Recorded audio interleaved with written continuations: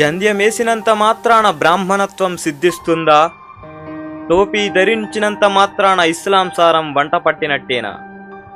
ఎదపై శీలువ వ్రేలాడదీసుకున్నంత మాత్రాన క్రీస్తు మార్గంలో నడుస్తున్నట్టేనా? జంధ్యమేసుకోమని, టోపీలు శీలువలు ధరించమని నేను చెప్పానా? నేను మిమ్మల్ని మీకోసం ప్రకృతిని సృష్టిస్తే మీరు ఇష్టానుసారం కుల మతాలను సృష్టించుకొని చంపుకుంటూ చివరికి నా కోసమే అని సమర్థించుకుంటారా? మీ అవసరాలకు విలాసాలకు ప్రకృతిని నాశనం చేసి విలయాలకు బాధ్యుని నేనంటూ నన్ను ఆడిపోసుకుంటారా? దీక్షలు తీసుకోమని నేను చెప్పానా?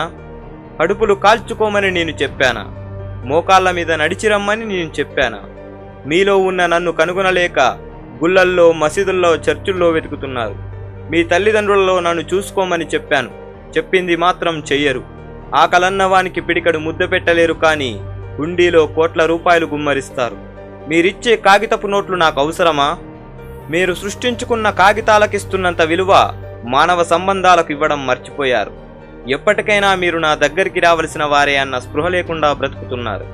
చనిపోయిన తర్వాత మిమ్మల్ని చుట్టే వస్త్రానికి జేబులుండవు. సంపాదించిన సొమ్మును దాచుకోవడానికి నీ సమాధిలో బీరువాలు ఉండవు. చనిపోయిన తర్వాత మీ ప్రలోభాలకు లొంగి లంచం తీసుకొని మిమ్మల్ని స్వర్గానికి తీసుకొచ్చే వారెవరూ ఉండరని గుర్తుంచుకోండి. మిమ్మల్ని సృష్టించి తప్పు చేసి మీ చేతిలో ఆటబొమ్మనయ్యాను.